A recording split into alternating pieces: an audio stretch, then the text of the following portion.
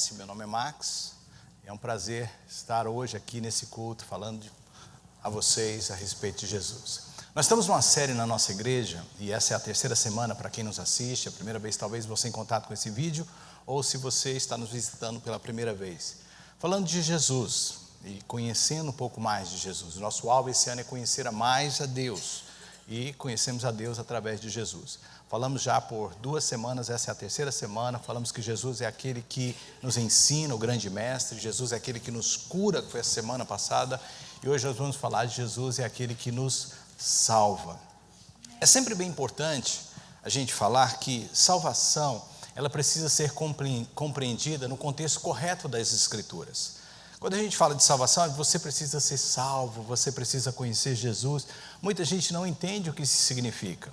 As primeiras perguntas que surgem é: salvo de quê? Será que eu estou em perigo? Será que existe alguma coisa acontecendo comigo que eu preciso estar ciente com isso, buscar que alguém me salve? A primeira coisa que você precisa entender é que salvação na Bíblia fala a respeito de fazer o homem completo novamente, corpo, alma e espírito. É por isso que dentro dos ministérios de Jesus, daquilo que ele realizava, tinha também cura divina. Por isso que ele estava curando as pessoas, porque nós sabemos que Deus, quando criou o homem, não criou o homem para morrer. O homem foi criado como Deus assim é, para viver eternamente. E nós somos eternos, embora teremos um dia uma morte física, o nosso espírito é eterno. Mas fisicamente falando, nós não iríamos morrer. E por causa do pecado, e a gente tem essa história lá em Gênesis capítulo 3, que entrou no mundo, o homem entrou então num estado caído, um estado, não o estado original, e por causa disso as doenças vieram. Então quando Jesus vem nos salvar, ele vem nos salvar completamente, ele vem nos fazer novamente como éramos no início, completo. Pastor, o senhor está dizendo com isso que a gente não fica doente? A gente fica doente, mas a gente crê na cura divina. Quantos creem nisso? Amém? A gente crê que Jesus pode nos curar. E também fala de salvação do nosso espírito, que estava morto, que estava sem conexão com Deus, e agora, uma vez que somos salvos, temos acesso a Deus. Mas principalmente, falando de salvação, a salvação mais perigosa, mais cruel que pode acontecer com uma pessoa, não é nem mesmo a morte, é a morte eterna. Porque a Bíblia diz que a separação eterna, que muitas vezes é conhecida como o inferno, é a pior coisa que pode acontecer com o ser humano. E Jesus veio nos salvar disso. Romanos capítulo 3, verso 23, é um texto muito conhecido, diz que o salário do pecado, que todos os pecados destituídos estão da glória de Deus. E no capítulo 6, verso 23, diz que o salário, ou seja, a recompensa por estarmos vivendo em pecado, é a morte e a morte eterna. E Jesus veio nos salvar disso. Jesus veio pagar o preço da nossa morte, ou seja, pagar o preço do nosso pecado. Hoje nós vimos um vídeo ali rapidinho, e para quem tem interesse nisso, depois quiser ler, Lucas capítulo 27, versos 27 a 32, capítulo 5, versos 27 a 32, conta a história do chamado de Levi, que é também conhecido como Mateus, que está narrado nessa cena que nós acabamos de assistir. É muito interessante porque em nenhum dos evangelhos a história que nós ouvimos está conectada, mas o autor dessa série, chamado The Bible, colocou essas duas histórias junto. Pastor, que histórias? O chamado de Levi e a parábola do publicano e daquele fariseu que foi ao templo orar, que está em Lucas, capítulo de número 18, versos 9 a 14. Então, quando você conecta essas duas histórias de Lucas 5 e Lucas 18, você tem aquela cena que nós acabamos de assistir. E eu achei muito interessante a ideia que esse autor dessa série colocou. Jesus chegando então numa cidade e observando aqueles homens que sentavam ali na frente da cidade cobrando os impostos, e a gente vai falar um pouco mais sobre isso. E dentre esses homens estava um homem chamado Mateus, ou em alguns evangelhos, como é o caso de Lucas, ele é chamado de Levi, e Jesus o chama daquela situação triste. Mas agora vamos lá para o nosso texto de hoje, que eu quero que você abra, por favor, em Lucas capítulo 19. E tem uma razão por que eu passei esse vídeo, por que eu estou citando Mateus, e por que nós vamos ler Lucas 19, dentro do contexto daquilo que estamos falando hoje, que é Jesus é o que nos salva.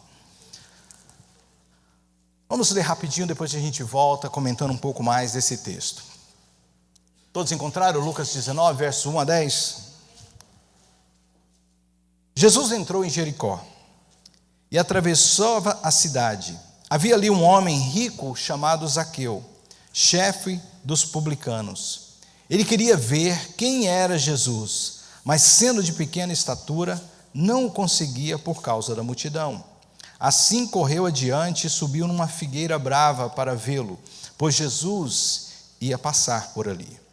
Quando chegou àquele lugar, olhou para cima e disse: Zaqueu, desça depressa, quero estar em sua casa hoje. Então ele desceu rapidamente e o recebeu com alegria. Verso de número 7. Todo o povo viu isso e começou a se queixar. Ele se hospedou na casa de um pecador. Verso 8. Mas Zaqueu levantou-se e disse ao Senhor: Olha, Senhor, estou dando a metade dos meus bens aos pobres, e se alguém extorquir de alguma coisa, devolverei 4 vezes mais.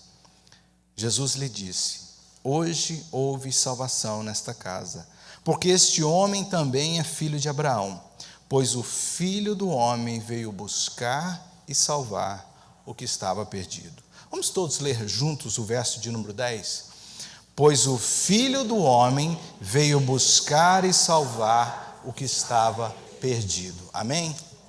Deixa a sua Bíblia aberta, o seu aplicativo, a gente vai continuar nessa história, fazendo um pouco de comentário, entendendo um pouco mais do que está acontecendo aqui. Lucas é o único escritor dos evangelhos que nos conta essa história. E por isso é tão bonito a forma que o Espírito Santo inspirou esses homens para nos trazer as histórias que nós temos a respeito de Jesus e do seu ministério. Se não fosse pelas pesquisas, o empenho de Lucas, nós não teríamos a história de Zaqueu. E assim como o filho pródigo, a história do bom samaritano, são exclusivos do evangelho de Lucas. E nessa passagem, nós temos aqui então o relato de Jesus salvando um homem chamado Zaqueu. E a primeira informação que a gente tem é que esse homem era um publicano. Ou melhor, como nós aqui vimos, um chefe dos publicanos. Era alguém de autoridade. Quem eram os publicanos? Os publicanos eram pessoas da sociedade, possivelmente até então não ricas, eram pessoas comuns, judeus, que quando Roma governou sobre aquela nação, colocou essas pessoas em cargos de cobradores de impostos do seu próprio povo.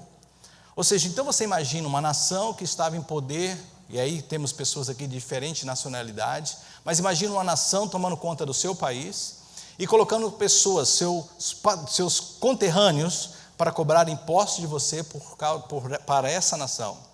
Imagina o ódio que as pessoas tinham elas como traidoras, tinham elas como pessoas assim das piores espécies. É por isso que nessa cena que a gente assistiu, quando a gente perdeu um pouquinho do áudio do início, mas eu gostei da forma que o autor dessa série colocou, que eles entram e eles falam, usando a palavra forte, principalmente na cultura judaica, porcos, esses porcos, porque os judeus tinham assim, realmente um rechaço com porcos, não comiam porcos e não comem até hoje, e é a pior espécie de animal para eles. E naquele momento eles entram e falam assim, esses porcos, se referindo a alguém do seu próprio país, porque eles eram o quê? Traidores, eram pessoas que cobravam impostos do seu próprio povo.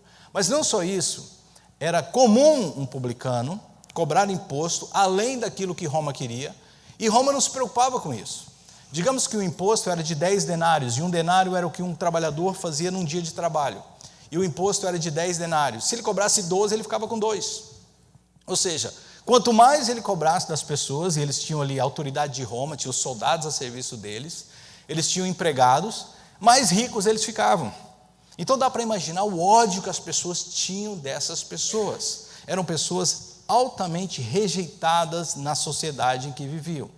E eu gosto da forma que a Bíblia nos mostra Jesus operando como grande salvador, como a gente leu aqui. Eu vim buscar e salvar o que estava perdido.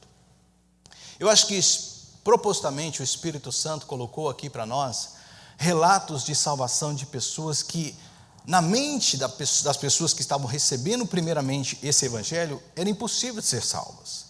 Você vê Jesus salvando, no caso que a gente leu hoje, um publicano. Você vê Jesus salvando, como a gente estudou nos grupos de conexão no último período, uma mulher samaritana. Você vê Jesus salvando e curando pessoas como a mulher sírio-fenícia. Você vê Jesus salvando o homem da cruz, que era um ladrão, uma pessoa que já havia sido condenada pela sociedade. Você vê Jesus operando milagres no meio de pessoas e salvando pessoas que eram altamente rejeitadas naqueles dias. E por que isso está para nós aqui?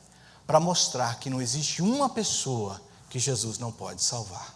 Amém? Não existe uma pessoa que você, ao olhar para ela, fala assim: esse não tem jeito. Eu quero que você saiba, tem jeito sim, porque Jesus é o grande Salvador. Amém? A pessoa pode ter passado a vida, Jesus ainda assim pode salvá-la, basta ela crer. Eu amo essa cena também que a gente assistiu, porque o olhar de Jesus, o ator ali fez um trabalho muito bonito. O olhar de Jesus e o olhar de Mateus, de Levi, olhando para ele, é muito impactante. Eu fico imaginando o olhar de Jesus para essas pessoas. Eu fico imaginando o olhar de Jesus para nós. Quando você foi tocado por Jesus, entendendo o amor dele, não vendo fisicamente, mas recebendo através do Espírito Santo, como isso te tocou. E é isso que a gente está falando hoje. Jesus é aquele que nos salva. A história de hoje conta de um homem chamado Zaqueu. Você sabe o que o nome Zaqueu significa? Alguém sabe assim? Só levanta a mão. Sabe o que significa? Eu achei muito interessante quando eu fui ver o nome de Zaqueu. Zaqueu significa aquele que é puro ou tem pureza ou puro de coração. E é muito interessante os nomes na Bíblia, porque se Zaqueu tinha esse nome, ele estava vivendo fora do propósito do seu nome, porque de puro ele não tinha nada, pureza não tinha na vida dele. Possivelmente também ele recebeu esse nome depois que Jesus entrou na vida dele. Eu não sei. Mas é interessante que a história conta que esse homem chamava puro, que havia pureza nele.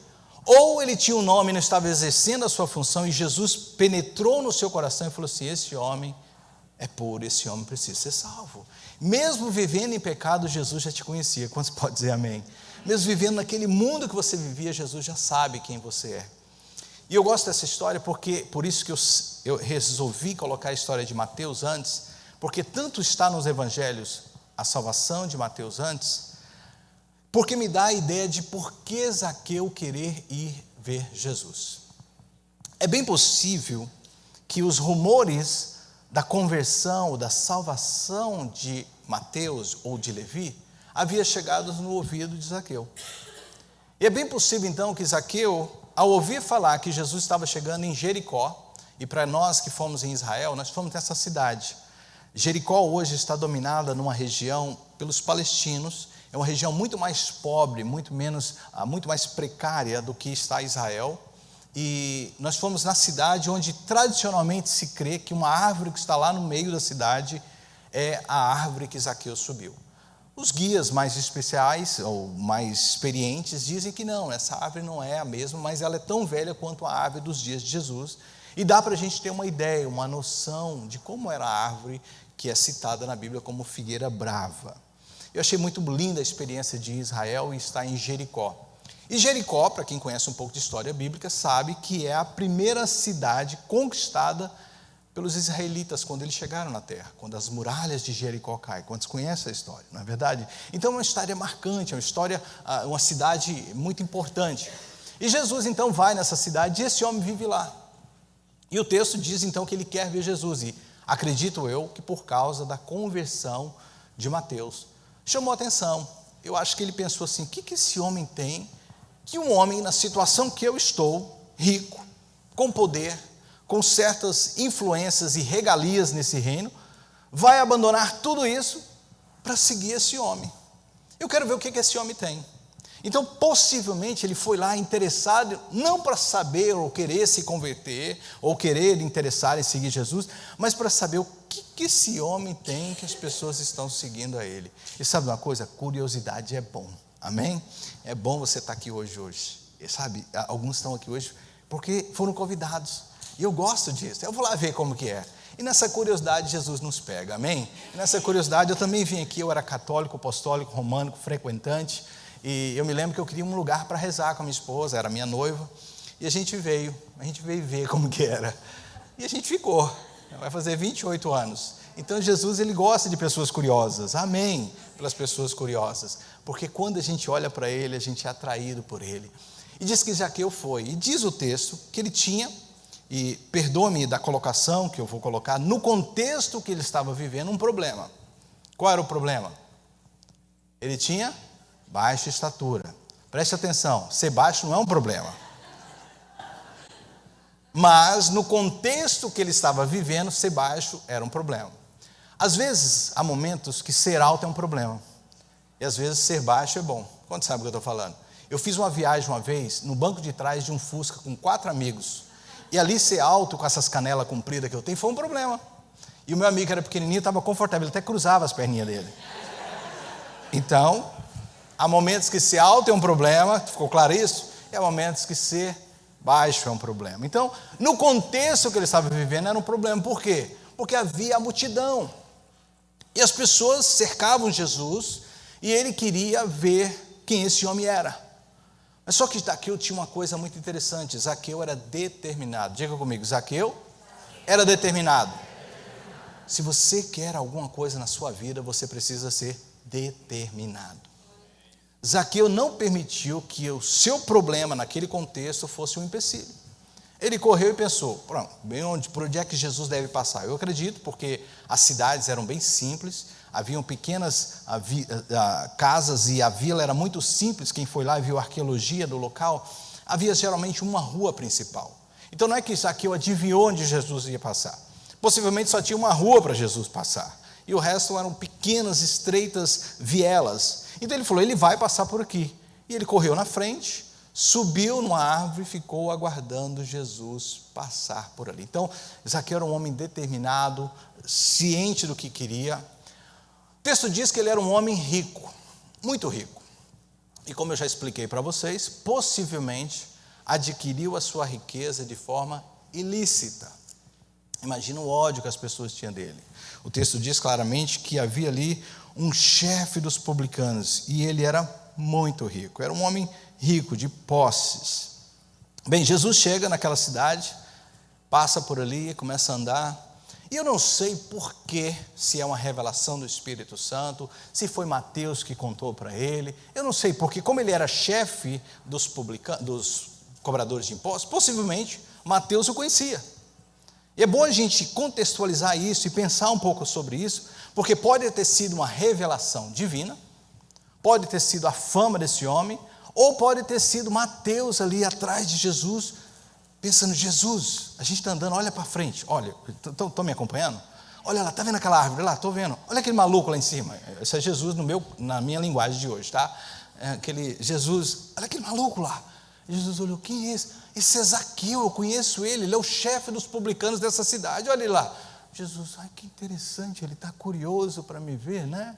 E eu imagino Jesus já esperando aquele momento de passar debaixo da árvore e olhar para Zaqueu. Zaqueu não sabia que ele sabia quem ele era, mas eu quero te dizer uma coisa, Jesus sabe quem você é, amém? E no momento certo ele vai estar ali te olhando e falando o seu nome. Diz o texto então que ele chega e fala, ei, puro de coração, você mesmo.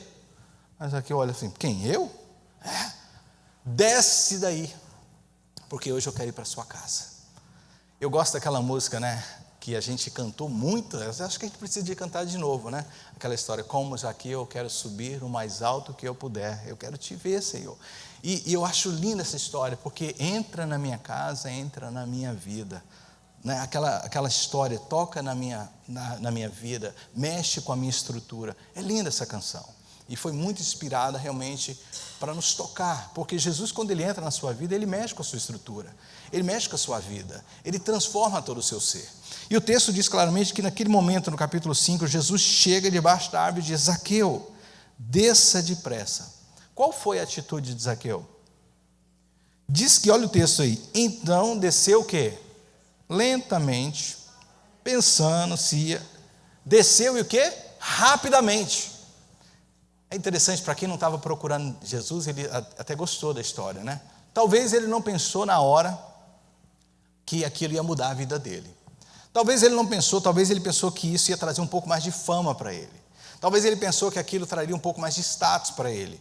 Afinal de contas, as pessoas estão com esse homem, vão me ver com ele, é muito bacana isso. E há pessoas que gostam de Jesus por causa do status. Quantos sabem o que eu estou falando? Há pessoas que gostam de ser chamadas de amigos de Jesus só por causa do status.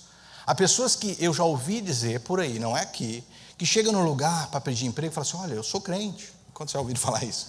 Aí a pessoa contrata, não deve ser gente boa, né? Só que com tanto mau testemunho de pessoas assim, hoje em dia as pessoas, eu quero tudo, menos um crente. Quantos sabem o que eu estou falando? Porque são pessoas que dizem que conhecem Jesus, que andam com Jesus, mas não querem nada com ele. Mas isso é outro assunto. Então Jesus, ele chama esse homem e diz que rapidamente ele desceu, meio triste, porque Jesus finalmente o chama. Foi isso que o texto diz? Desceu e o recebeu com muita alegria. Com muita alegria. É interessante isso, queridos, porque hoje em dia a gente fala de Jesus para as pessoas e parece que é a pior coisa do mundo que a gente está oferecendo para ela.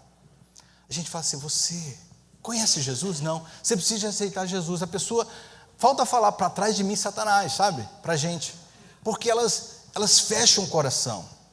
A atitude de Zaqueu me mostra que realmente ele era um homem que era puro de coração.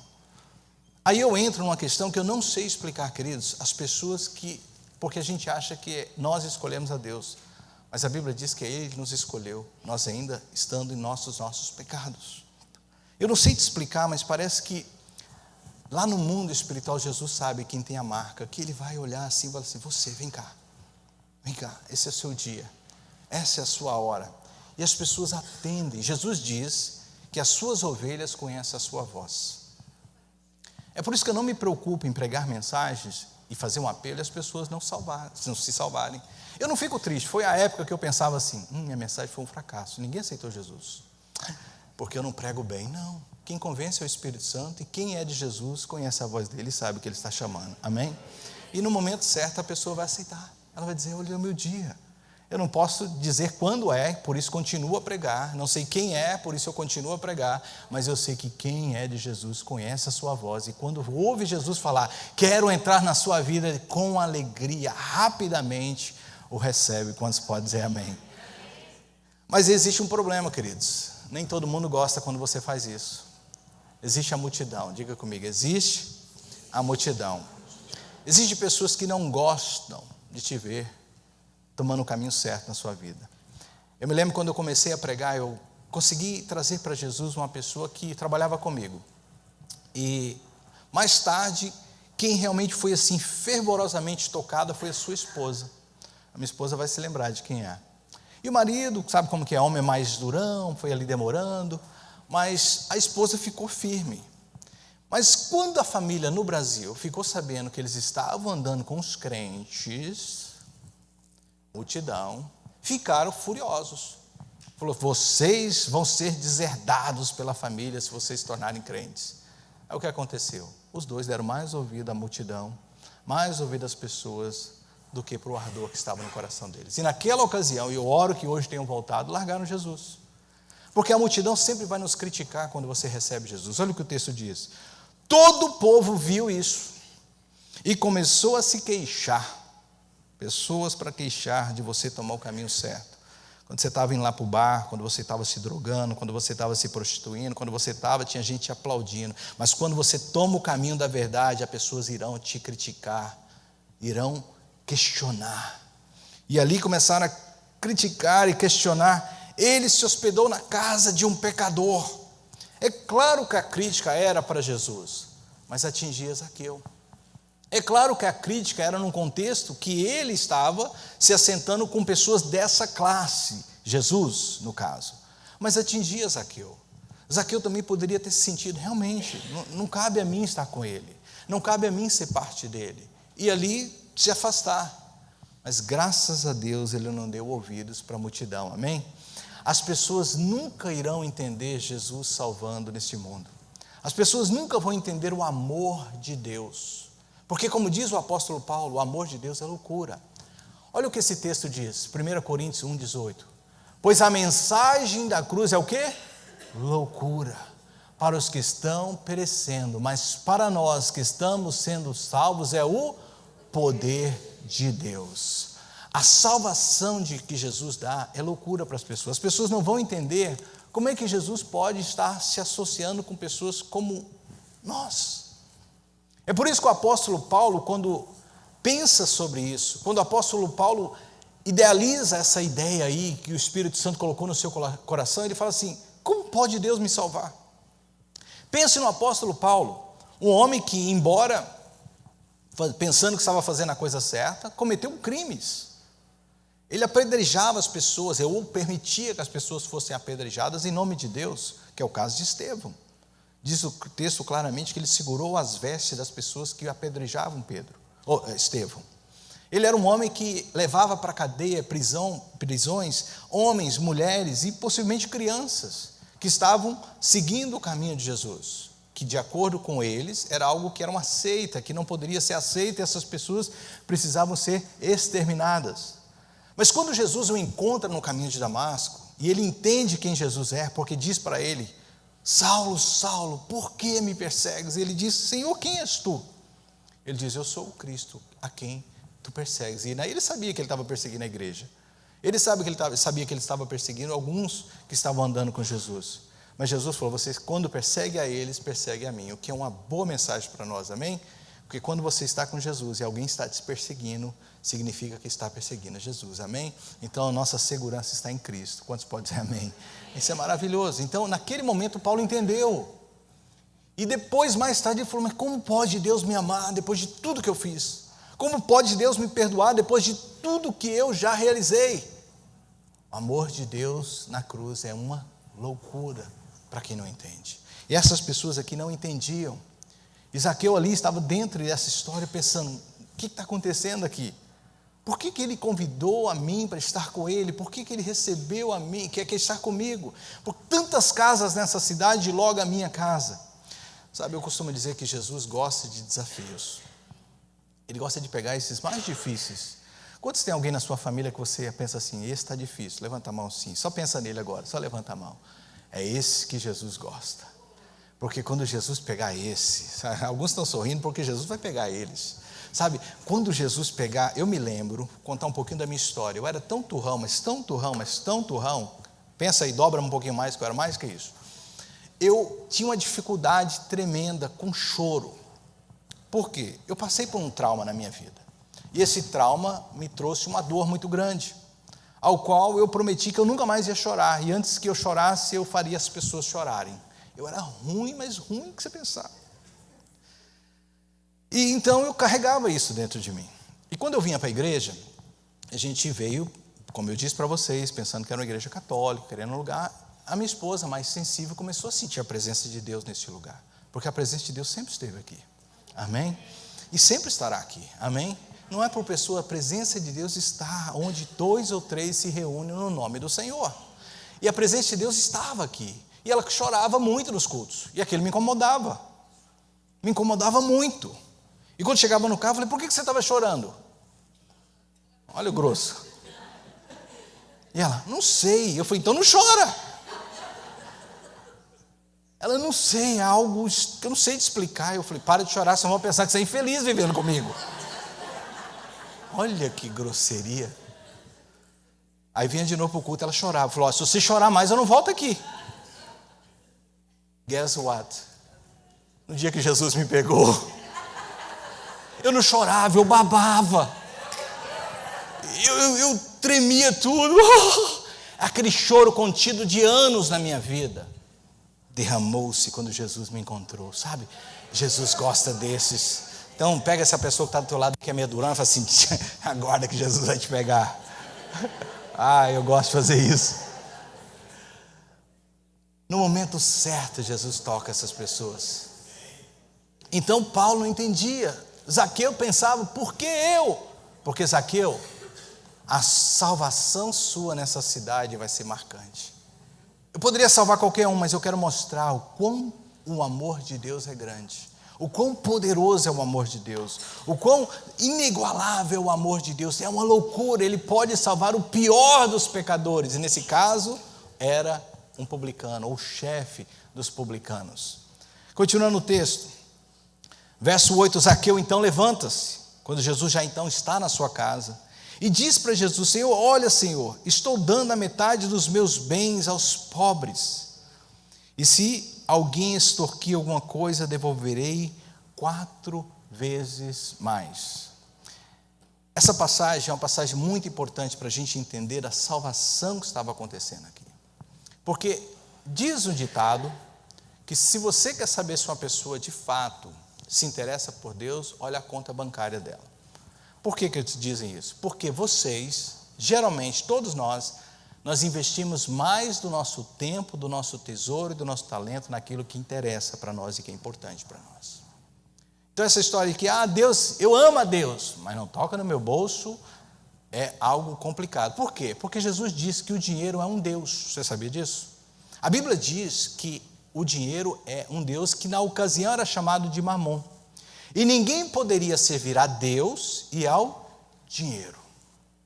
Então, quando Zaqueu faz essa ação, Zaqueu claramente está demonstrando: eu estou mudando de vida. Porque se existe uma coisa que nós precisamos de salientar em pessoas que se dizem de Deus, é mudança de vida. Diga assim comigo: quem está em Cristo, muda de vida. Amém? Eu não estou falando de perfeição, mas é uma ruptura com a velha natureza, com o velho homem. É por isso que em 2 Coríntios capítulo 4, verso 17, Paulo diz: portanto, se alguém está em Cristo, é uma nova criatura, as coisas velhas se passaram, eis que tudo se fez novo. Eu gosto dessa ideia de estar em Cristo como alguém que está escondido, guardado, como pegar um papel assim e fechar dentro da Bíblia. O papel, digamos, que está escrito aqui, todos os seus pecados, tudo que você fez na vida, tudo que você cometeu, todos os atos terríveis que, se fossem projetados nessas telas e alguém visse, você fala: misericórdia, pastor. Imagina, tudo que você já fez na vida, aquelas coisas que só você e Deus sabe, aquelas campainhas que você apertou e saiu correndo, seus pecados leves que eu estou contando. A minha gangue não fazia isso só, a gente pichava os olhos mágicos dos apartamentos, olha que terrível. A gente subia no 20º andar e vinha descendo todos os andares pichando os olhos, os mágicos. Naquela época antiga, naquela época você punha o olho assim na porta para ver quem estava, a gente pichava de preto, todos eles. Jesus já me perdoou disso. Mas tudo que você fez, sabe, aquelas coisas de arte de menino, aquelas coisas terríveis. Tem gente até rindo, assim, lembrando das artes que fez. Eu era terrível. Pense em todos os seus pecados, que um dia seriam expostos naquele grande trono branco que a Bíblia diz. Todos serão julgados por ele. Por isso que a Bíblia diz: um dia todo joelho se dobrará e toda língua confessará que ele é o Senhor. E Apocalipse diz que ele há de julgar todas as nações. Mas nós, de acordo com esse texto, já estamos em Cristo. Então, quando olha para você, já não vê o que você fez mais, mas o que Jesus fez. Estar em Cristo é estar coberto com o sangue do Cordeiro. Estar em Cristo é Deus olhar para você, sim, embora Ele é um pecador, Ele é um pecador arrependido, e o sangue de Jesus lavou de todo o pecado. Quantos podem dizer amém? E agora, quando olha para você, já não é mais você, é Cristo em você. Por isso que todos aqueles que estão em Cristo são a nova criatura. Mas quem está em Cristo, o quê? Deixou as coisas velhas. Não pode mais praticar o que praticava. Então quem mentia, já não pode mentir mais. Quem roubava, não rouba mais. Eu costumo dizer que pecado na vida de um crente é deslize de percurso. A gente pega por causa da natureza, mas não porque quer, não é intencional. E quando peca, rapidamente se arrepende. Porque você sabe que o pecado te separa de Deus. O texto diz que esse homem, Zaqueu, também pegou todos os seus bens e começou a distribuir para os pobres. E não só isso, começou a dizer que se eu extorqui alguém, se eu roubei de alguém, eu vou devolver 4 vezes mais. Por que ele fez isso? Porque a lei dizia isso. Êxodo capítulo 22, verso 1, você pode ler depois. Se alguém pegar um boi de uma pessoa, deve devolver 5 vezes mais. Se alguém pegar uma ovelha, devolver 4 vezes mais. A lei tinha sido instituída por Moisés, que todo o povo tinha que praticar, até os dias de Jesus, dizia isso. O que me mostra que esse homem conhecia a lei, mas não era salvo. Você pode conhecer a verdade, saber da verdade, praticar ou não a verdade e não ser salvo. Diga-se de passagem que Jesus disse que até os demônios sabem quem Ele é e tremem, mas nem por isso são salvos. Você precisa ter um relacionamento pessoal com Jesus, amém? E claramente o texto diz que esse homem então pratica agora não mais para fazer menção à lei, mas porque de fato agora ele era uma nova criatura. Ele entendeu, os olhos dele foram abertos. Então por anos, embora sabendo da verdade, ele não praticava a verdade. Há várias pessoas me ouvindo que sabem da verdade, e não adianta ninguém dizer para elas que ela tem que fazer A, B ou C. Quem revela isso é o Espírito Santo no coração dela, amém? E é no dia certo que o Espírito Santo faz uma obra no coração dela, que ela para de fazer determinadas coisas, ou passa a praticar aquilo que ela já sabe, porque é uma ação do Espírito. É por isso que Tiago, capítulo 2, verso 17, você pode abrir comigo, rapidinho? Tiago 2,17 diz o seguinte, explicando algo a respeito disso, não para nos encorajar a buscarmos a salvação, porque somos salvos, como a gente vai ler no final, em um outro texto, por uma coisa chamada graça. Mas Tiago capítulo 2, verso 17 diz assim, assim a fé, por si só, se não for acompanhada de obras, é morta.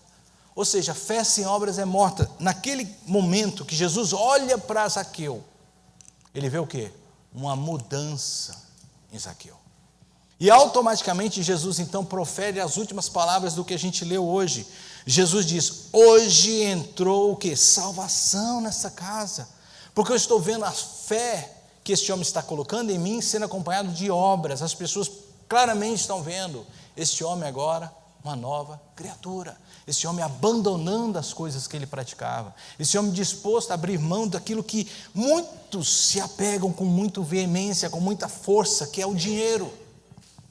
Há pessoas que te amam, andam com você, mas mexeu no bolso, mexeu no dinheiro, perde a amizade, perde tudo. Quantos sabem o que eu estou falando? Esse homem estava falando aqui claramente, o dinheiro não me domina mais, e mostrando claramente, eu sou uma nova criatura, eu estou saindo disso. Então Jesus naquele dia diz, hoje a salvação entrou nessa casa, porque este homem também é filho de Abraão. É interessante que, embora este homem era descendente de Abraão, ele estava perdido. E se você conhece um pouquinho desse contexto, os judeus se achavam, por causa da descendência, que eles já eram de Deus, que eles já eram salvos. Mas Jesus veio para nos mostrar que salvação com Deus não é por descendência, salvação por Deus não é por linhagem, salvação com Deus é por causa do sangue de Jesus. Quantos podem dizer amém? Quem tem Jesus tem salvação, quem não tem, não tem. É o que ele disse, eu sou o caminho, a verdade e a vida, ninguém vem ao Pai senão por mim. Em conclusão dessa mensagem, hoje é o dia que a gente está falando de Jesus aqui, Ele é o único que pode nos salvar, e pode salvar o pior dos pecadores. Eu escolhi essa história para nos mostrar que mesmo um homem como Zaqueu, que aparentemente não estava buscando Jesus, mas se deu o trabalho, saiu de sua casa, veio ali, Jesus olhou para ele, sabia quem ele era. O que me mostra aqui nessa história é que mesmo antes de você pensar em Jesus, Jesus já pensa em você, amém? Mesmo antes de você pensar que você poderia se despertar para conhecer Jesus, Jesus já está interessado em você.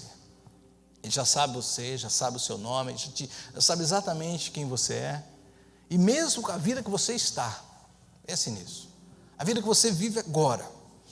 Eu conversava com algumas pessoas há poucos dias, e as pessoas precisam de entender graça, e a gente vai ler mais um texto antes de a gente concluir.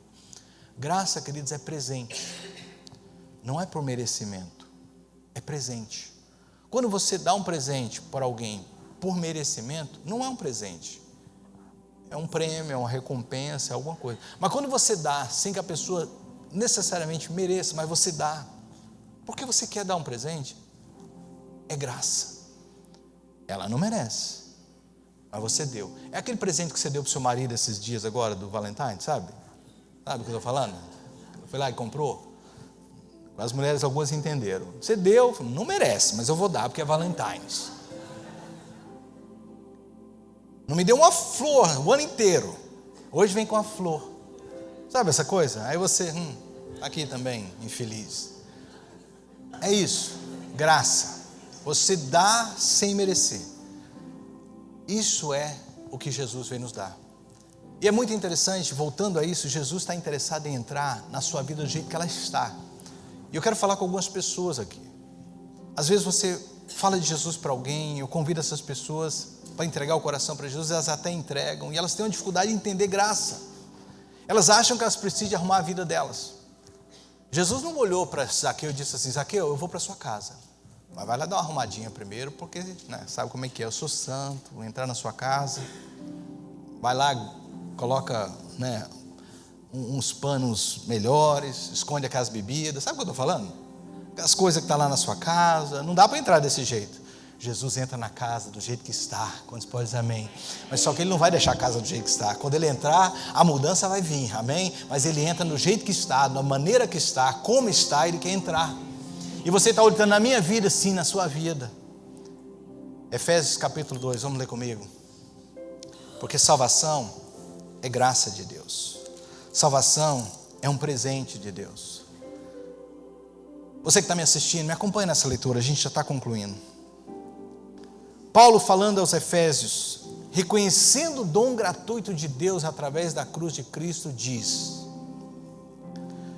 referindo-se a eles, mas aplique isso para vocês, aplique para você que está me assistindo, aplique para você que está me ouvindo. Vocês estavam mortos em suas transgressões e pecados. Aquilo que eu falei, Jesus veio nos salvar da morte eterna. Porque de acordo com a palavra de Deus, todo aquele que não aceita já está condenado, não será condenado, já está, porque não aceitou o presente de Deus. Deus não lança ninguém no inferno, é a pessoa que não quer ir para o céu, porque é graça. Então ele diz, nós que estávamos mortos em nossas transgressões, nos quais costumávamos a viver quando seguimos o presente ordem desse mundo e o príncipe do poder do alto, o espírito que agora está atuando nos que vivem na desobediência, ou seja, nós que vivíamos essa vida. Anteriormente, todos nós também vivíamos entre eles, satisfazendo as vontades da nossa carne, segundo os seus desejos e pensamentos. Como os outros, como eles aí, éramos por natureza merecedores da ira de quem? Da ira de Deus. Pare para pensar comigo. Ninguém aqui está apontando o dedo que a gente é melhor. Quem aqui já foi salvo por Jesus? Dá um glória a Deus, sim, glória a Deus. Graça, você não merecia. Você é tão pecador como qualquer outra pessoa. Não importa se você é um ex-assassino, seja o que for. Ou você se achava o melhor, não era tão ruim não, mas precisou de graça. Porque de acordo com Romanos, eu citei para vocês, 3:23, todos pecaram e destituídos estão da glória de Deus. E o pecado, tanto faz ser um pecado pequeno como o pior dos pecados, já éramos merecedores da morte e da ira de Deus. Aí verso 4 diz, todavia, ou seja, mas embora isso aconteceu, todavia, Deus que é rico em misericórdia, pelo grande amor com que nos amou, deu-nos vida com Cristo quando ainda estávamos mortos em transgressões. Pela graça vocês são salvos.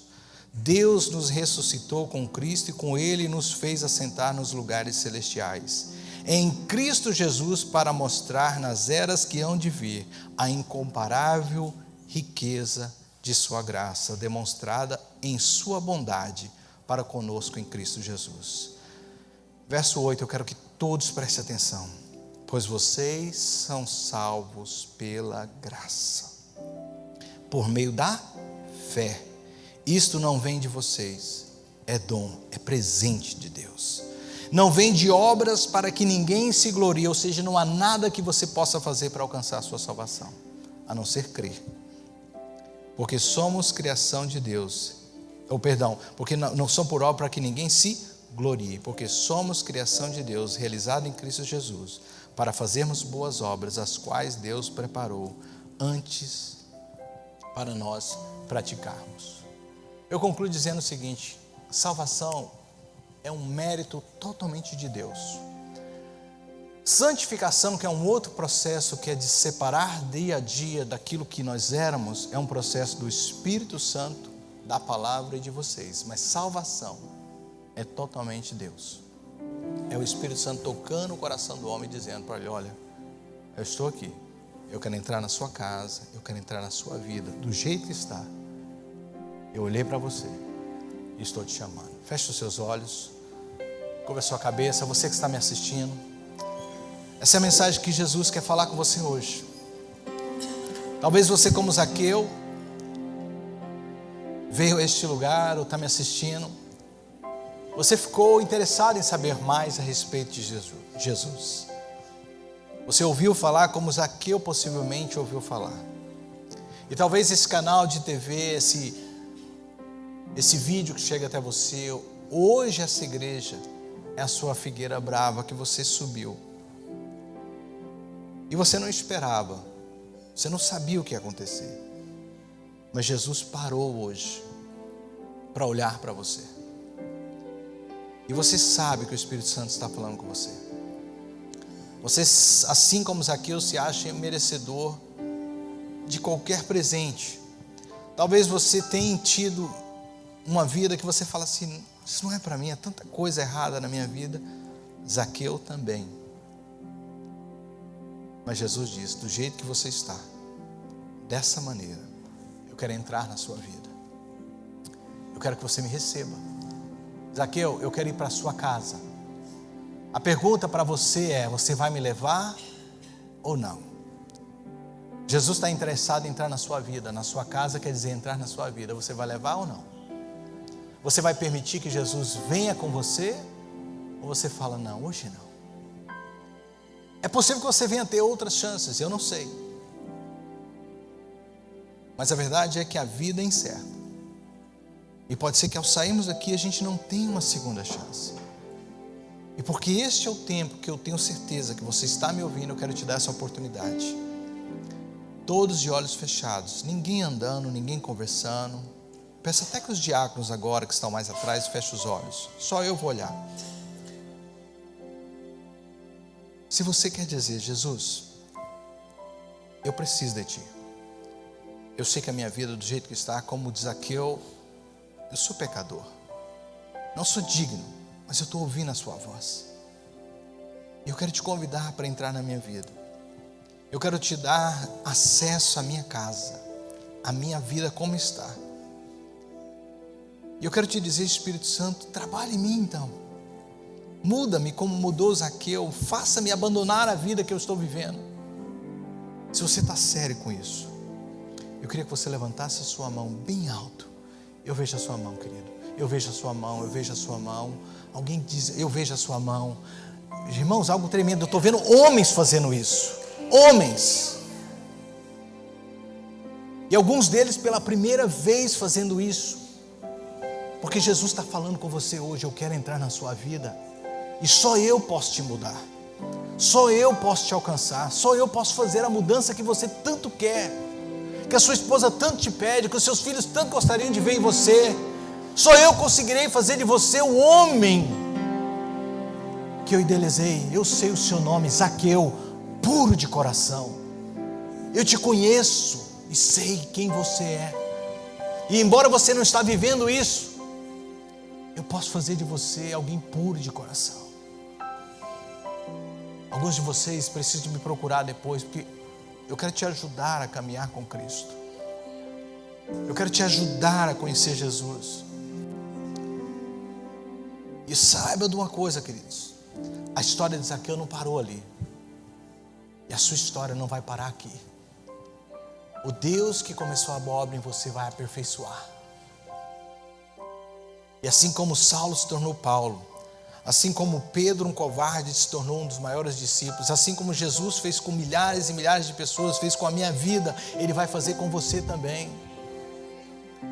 Porque Jesus é especialista em chamar os que não são para serem filhos de Deus. Pai, eu quero te agradecer por essas pessoas que levantaram a mão, as mãos. Espírito Santo, que maravilha ver uma vida se rendendo a Ti em lágrimas. Homens tocados por Ti, Senhor. Seus olhares dizendo como Mateus ali naquele filme que nós assistimos ainda há pouco. Eu sou um pecador, mas a graça me alcançou. Aí eu oro por essas pessoas, que o Senhor continue fazendo essa obra. Quero dizer para a igreja agora, essa mensagem de salvação precisa ser pregada. Você precisa levar essa mensagem. Quando os discípulos que eram tocados por Jesus saíam, eles se tornavam testemunhas de quê? Do que Jesus fez por elas. Conte para as pessoas a sua história. Aqui as pessoas que vêm na igreja sempre falam: pastor, eu gosto do jeito que vocês pregam aqui. Por quê? Eu falo: porque a gente prega normal. Não. Vocês falam assim do jeito simples, porque o evangelho é simples. A graça é simples. Por que complicar? Por que enfeitar? Por que, fazer? Não, você não precisa, só precisa dizer: Jesus veio ao mundo para salvar. E esta mensagem, que tem mais de 2000 anos, continua a mudar lares, países, famílias, e vai continuar, porque só Jesus salva, amém? Compartilha isso. Vamos colocar de pé. Eu fiquei sabendo que a gente tem uma feijoada boa aí. Se você está com fome, então fica tranquilo, fica com a gente.